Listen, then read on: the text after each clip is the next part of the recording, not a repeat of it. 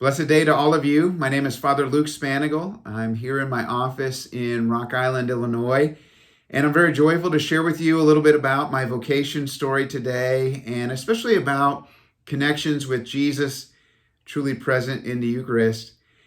I would say my first memory probably goes back to my first communion, and I'm really thankful. I have this wonderful memory book, which my sister made for me. She called it The Story of a Priest. And she's got a page in here from my first communion.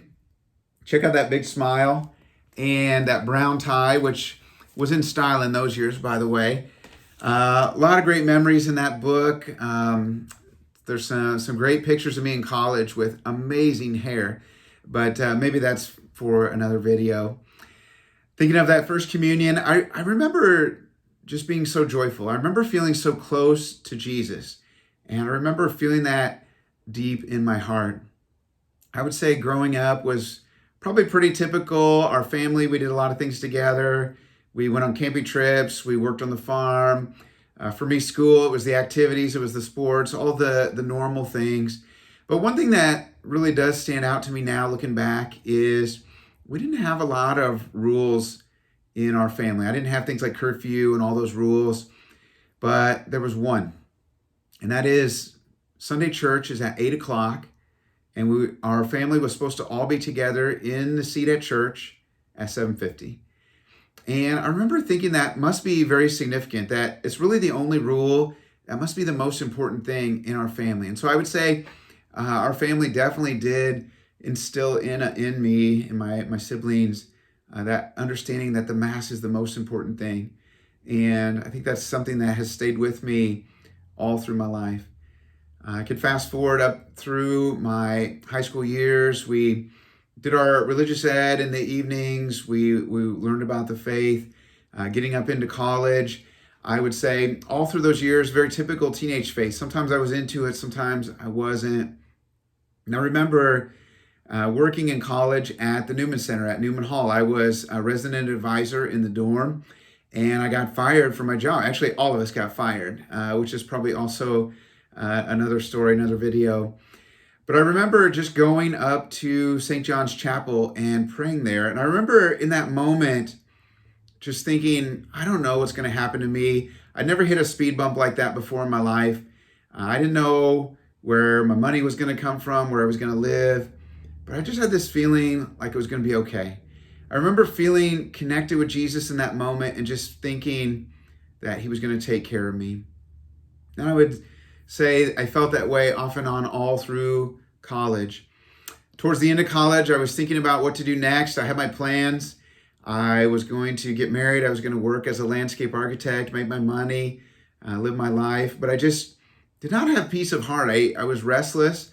And I remember a friend of mine tricked me into going on Emmaus Days. It's our weekend experience in our diocese for young men to learn more about being faithful, living good Catholic life, but especially for the older years, also learning about the seminary, learning about discernment, how to understand God's will, whether or not God would be calling us to the priesthood.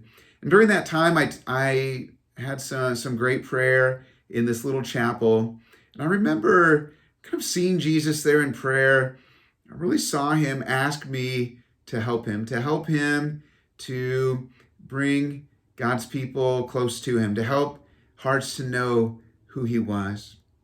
And I remember that moment saying to Jesus, if he would help me with the girl I was dating at the time, that I would do it, that I would give seminary a try, that I would enter into that discernment to serve as a priest.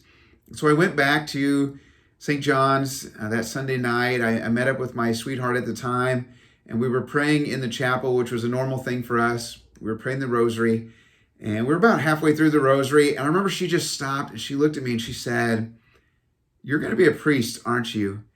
And I remember sitting back. I remember putting my arm up on the seat like this and looking up at Jesus in the tabernacle with a big smile and just saying, man, was that easy. Okay, Jesus, I'm in. I'll do it. I will go. If you're going to take care of me in this way, I will definitely do it. And so for me, it was full speed ahead. She was very understanding, very supportive, which I'm always thankful for. but made my way to seminary. And we prayed Holy Hour in seminary every day. It was a wonderful opportunity to be close to Jesus in the Eucharist. And I remember going into the chapel, kind of choosing my spot. I went up towards the front, and I went in the middle of the seat. I didn't want to be distracted, so I wanted to be in front, and I didn't want guys to have to climb over me or me to move. So I just picked this spot. And I remember one of our priests later on saying, "How did you choose that spot where you'd always pray when we were together in the seminary?"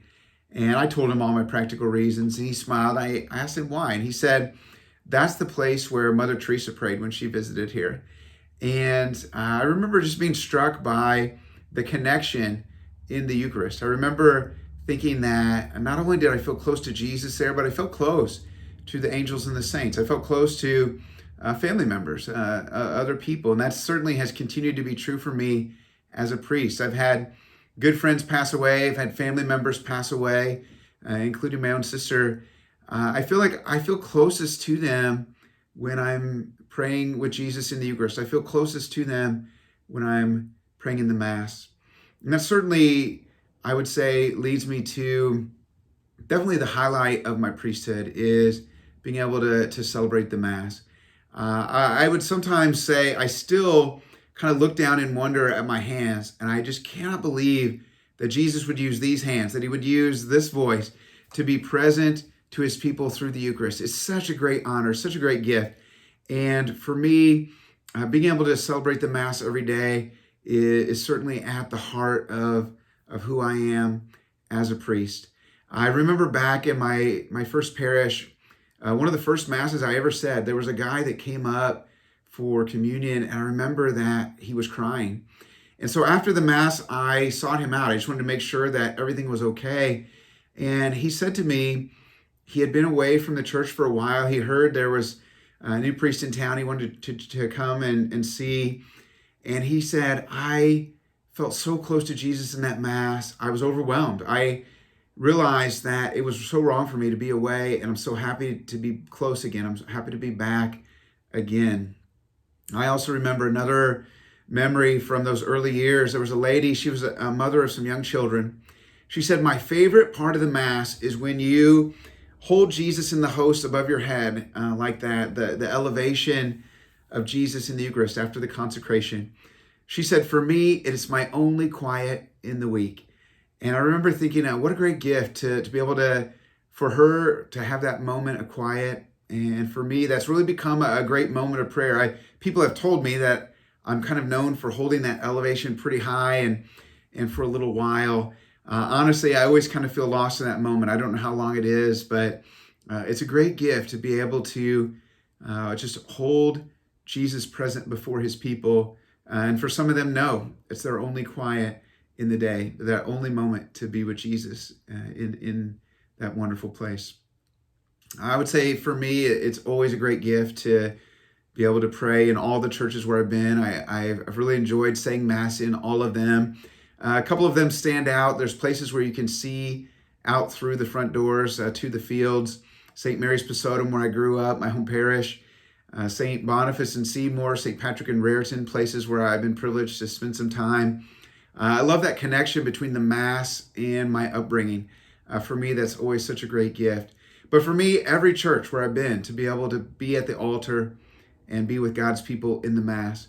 Once upon a time, I had the privilege of serving as a chaplain at St. John's Catholic Chapel at the University of Illinois.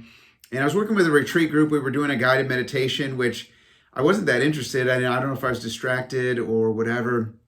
But in the midst of that meditation, we were asked to imagine being in our favorite place. And I, with great joy, realized I was at the altar at St. John's. That was my assignment. That was my place. And that was my favorite place in the world. And I'm joyful to say that that has continued to be true. Wherever I've been, I love that place. I love being able to serve as a priest. I love that Jesus can use me to be present to his people. I love being able to help God's people have that connection with him. It's such a great gift. I love being able to do that every day. I pray that I always will. I pray for all of you that you can draw nearer to Jesus in the Eucharist, that you can have that joy of being with him. God bless you.